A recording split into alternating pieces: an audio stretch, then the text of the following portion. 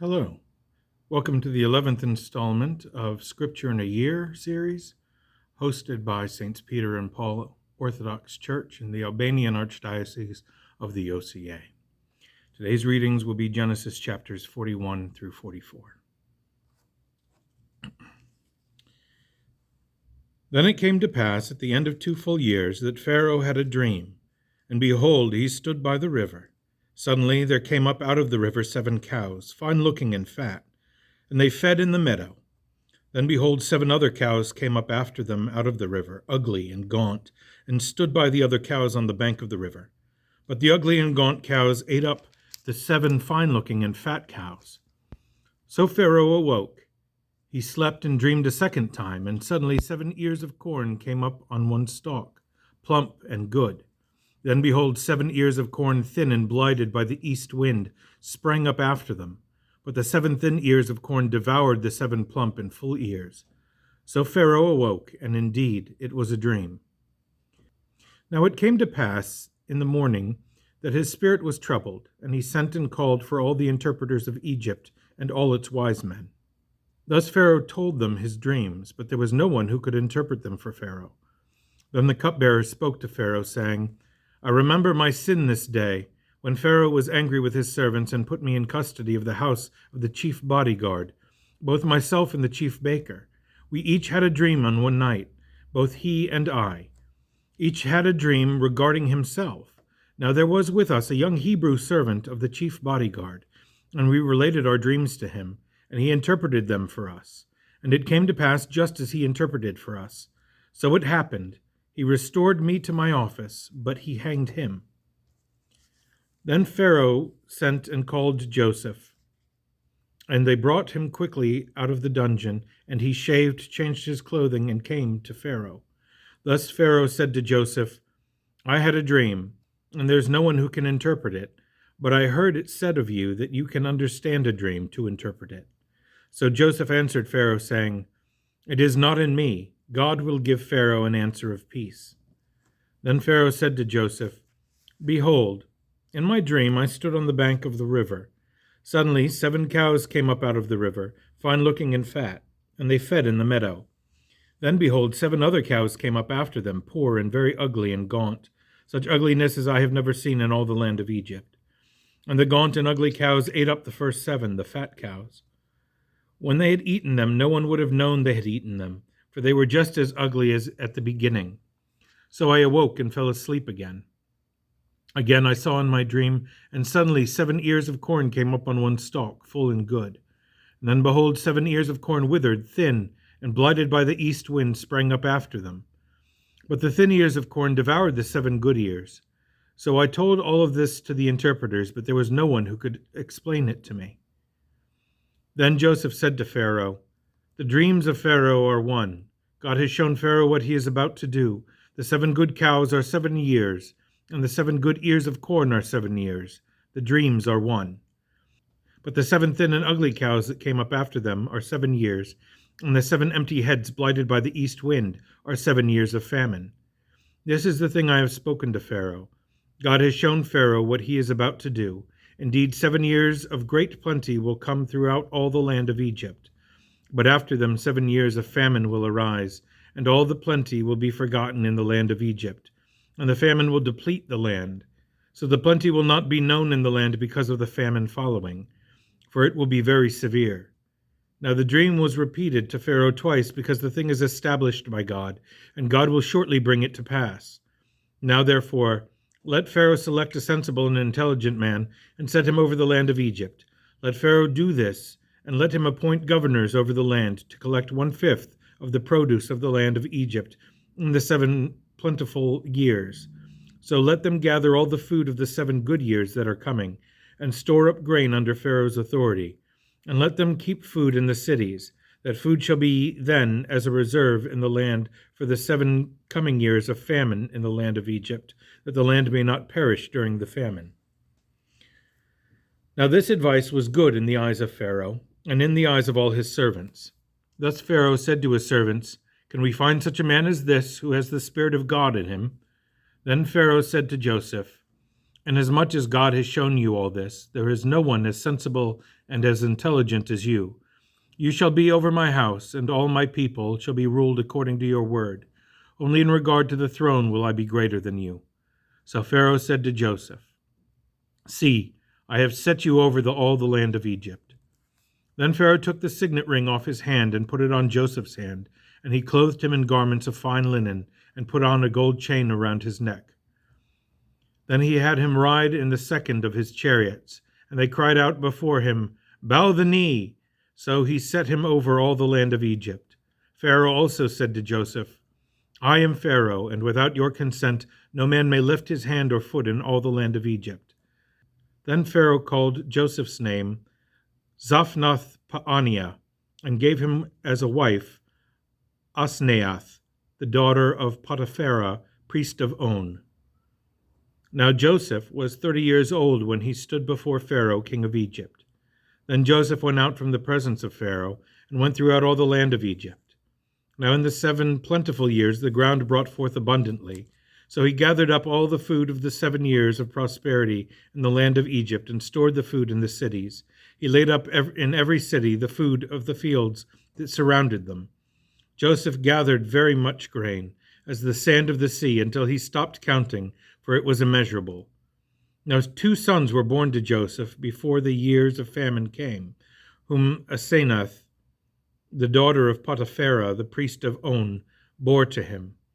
Joseph called the name of his firstborn Manasseh, for God has made me forget all my troubles and all my father's house. And the name of the second he called Ephraim, for God has caused me to be fruitful in the land of my humiliation. Then the 7 years of plenty in the land of Egypt ended, and the 7 years of famine began to come, as Joseph said. The famine was in all the lands, but in all the land of Egypt there was bread. So when all the land of Egypt was famished, the people cried to Pharaoh for bread. Then Pharaoh said to all the Egyptians, "Go to Joseph, whatever he says to you, do." The famine was over all the face of the earth, and Joseph opened all the storehouses and sold to the Egyptians. Then all the countries also came to Joseph in Egypt to buy grain, because the famine was severe in all the earth. When Jacob found out there was grain for sale in Egypt, he said to his sons, "Why are you standing idle?" Then he said, "Indeed, I heard there is grain in Egypt. Go down there and buy for us there, that we may live and not die." So Joseph's 10 brothers went down to buy grain in Egypt. But Jacob did not send Joseph's brother Benjamin with his brothers, for he said, lest some calamity befall him. Thus the sons of Israel went to buy grain with those who were going there, for the famine was in the land of Canaan. Now Joseph was governor over the land, and it was he who sold to all the people of the land. So Joseph's brothers came and bowed down before him with their faces to the ground. Joseph saw his brothers and recognized them, but he acted as a stranger to them and spoke roughly to them. Then he said to them, "Where do you come from?" And they said, "From the land of Canaan to buy food." So Joseph recognized his brothers, but they did not recognize him. Then Joseph remembered the dreams he dreamed about them and said to them, "You are spies. You have come to map out the roads of the country." But they said to him, "No, my lord, your servants have come to buy food. We are all one man's sons. We are men of peace. Your servants are not spies." But he said to them, "No, but you have come to map out the roads of the land." Then they said, "Your servants are 12 brothers, the sons of one man in the land of Canaan, and in fact the youngest is with our father today, and one is no more." But Joseph said to them, It is as I spoke to you, namely, you are spies. In this manner you shall be manifested, or the life of Pharaoh you shall not leave this place unless your youngest brother comes here. Send one of you, and let him bring your brother, and you shall be kept in prison, that your words may be tested to see whether there is any truth in you, or else, by the life of Pharaoh, surely you are spies. So he put them all together in prison 3 days. Then Joseph said to them on the 3rd day, "Do this and live, for I fear God. If you are men of peace, let one of your brothers be confined in your prison house. But you go and carry grain for the famine of your houses. But bring your youngest brother to me, so your words will be verified, and you shall not die." So they did so. And they said to one another, We are truly guilty concerning our brother, for we saw the anguish of his soul when he pleaded with us, and we would not hear. Therefore this distress has come upon us." Reuben then answered them, saying, "Did I not speak to you, saying, 'Do not sin against the boy'? But you would not listen. Therefore, behold, his blood is now required of us." But they did not know Joseph understood them, for he spoke to them through an interpreter. Then Joseph turned himself away from them and wept. So he returned to them again and talked with them, and took Simeon from them, and bound him before their eyes. Joseph then gave a command to fill their sacks with grain, to restore every man's money to his sack, and to give them provisions for the journey. Thus he did for them. So they loaded their donkeys with grain and departed from there. But as one of them opened his sack to give his donkey feed at the encampment, he saw his money, and there it was, in the mouth of the sack. So he said to his brothers, "My money has been returned to me, and there it is, in my sack." Then their hearts failed them, and they were afraid, saying to one another, "What is this God has done to us?" Then they went to Jacob, their father, in the land of Canaan, and told him all that had happened to them, saying, "The man who is lord of the land spoke roughly to us, and took us for spies of the country. But we said to him, 'We are men of peace. We are not spies. We are 12 brothers, sons of our fathers. One is no more, and the youngest is with our father this day in the land of Canaan.' Then the man, the lord of the country, said to us, 'By this I will know you are men of peace. Leave one of your brothers here with me, take food for your households, and be gone. Now bring your youngest brother to me, then I shall know you are not spies, but men of peace. I will then grant your brother to you, and you may trade in the land.' Then it happened, as they emptied their sacks, that surprisingly each man's bundle of money was in his sack. And when they and their father saw the bundles of money, they were afraid. So Jacob their father said to them, 'You have bereaved me. Joseph is no more, Simeon is no more, and you want to take Benjamin. All these things are against me.' Then Reuben spoke to his father, saying, 'Kill my 2 sons if I do not bring him back to you. Put him in my hands, and I will bring him back to you.' But he said, 'My son shall not go down with you, for his brother is dead, and he is left alone. If any calamity should befall him along the way in which you go, then you would bring down my gray hair with sorrow to the grave.' Now the famine was severe in the land. So it came to pass, when they had eaten the grain they brought from Egypt, their father said to them, 'Go back and buy us a little food.' But Judah spoke to him, saying, 'The man solemnly warned us, saying, You shall not see my face unless your brother is with you. If you send our brother with us, we will go down and buy you food. But if you will not send him, we will not go down, for the man said to us, You shall not see my face unless your brother is with you.' Then Israel said, 'Why did you deal so wrongfully with me as to tell the man whether you had yet another brother?' But they said, 'The man asked us pointedly about ourselves and our family, saying, Is your father still alive? Have you another brother?' Thus we replied to him according to these words. Could we possibly have known he would say, 'Bring your brother down'?"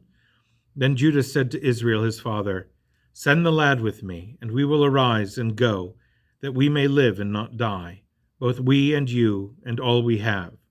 I myself will be surety for him. From my hand you shall require him.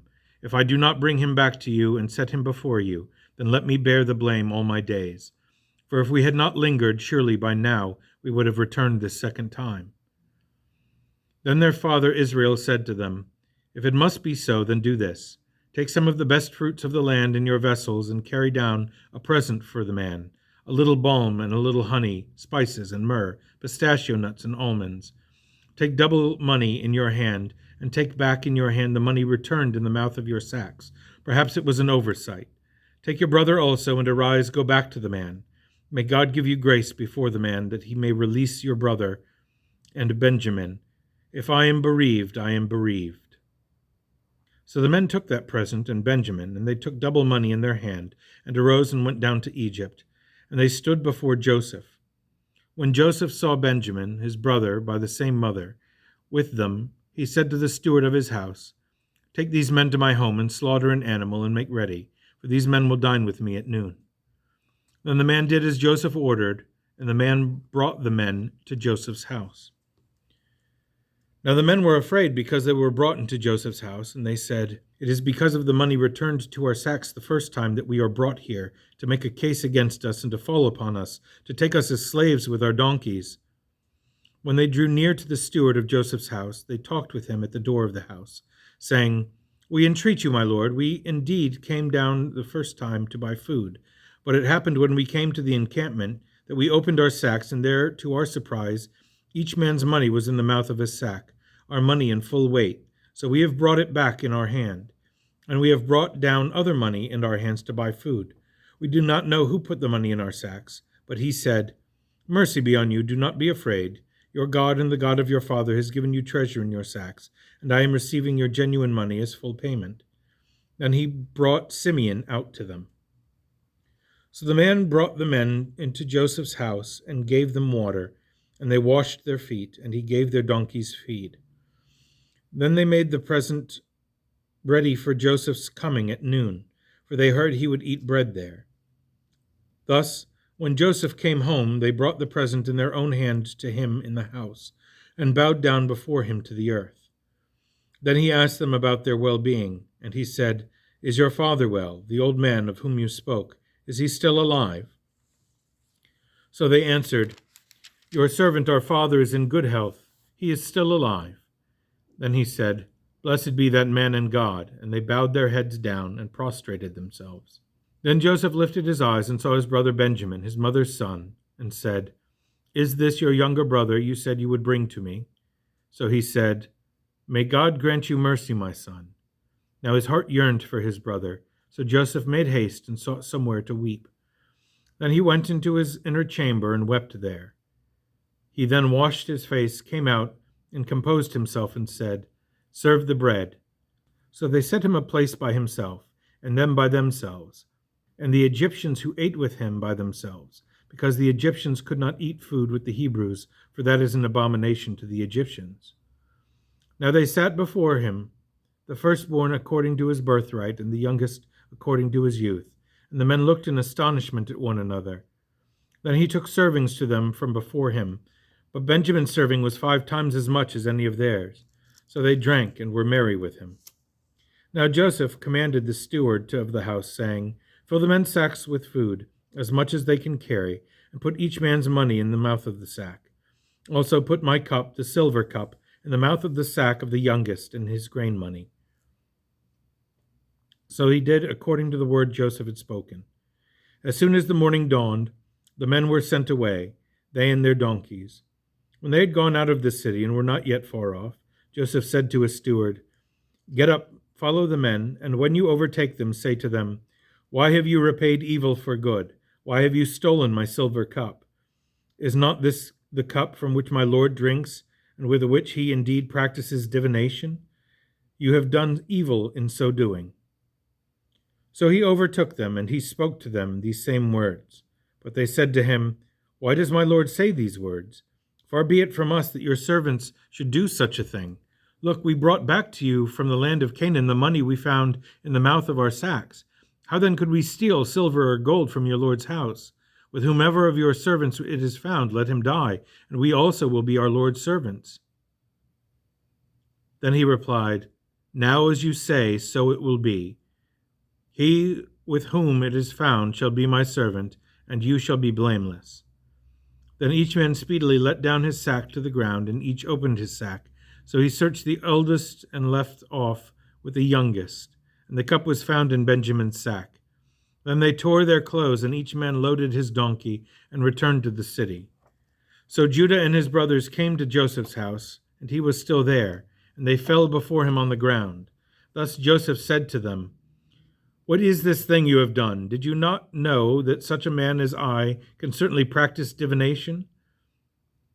Then Judah said, "What shall we say to my lord? What shall we speak? Or how shall we clear ourselves? God has found out the wrongdoing of your servants.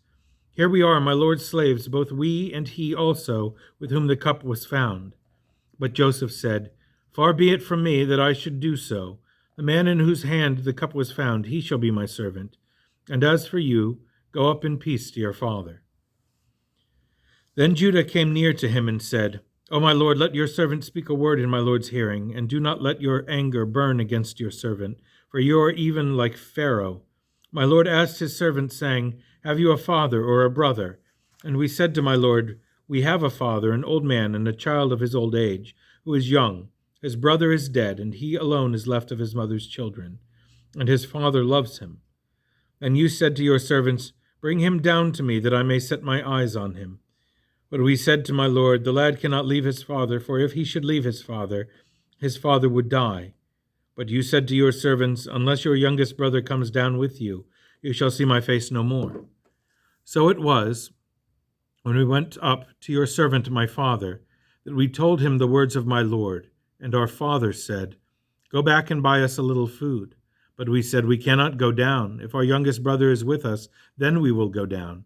For we may not see the man's face unless our youngest brother is with us. Then your servant our father said to us, You know my wife bore me 2 sons, and the one went out from me, and I said, Surely he was eaten by a wild animal, and I have not seen him since. But if you take this one also from me, and calamity befalls him, you shall bring down my gray hair with sorrow to the grave. Now therefore, when I come to your servant our father, and the lad is not with us, since his life is bound up in the lad's life, it will happen, when he sees the lad is not with us, he will die. So your servants will bring down the gray hair of your servant our father, with sorrow to the grave.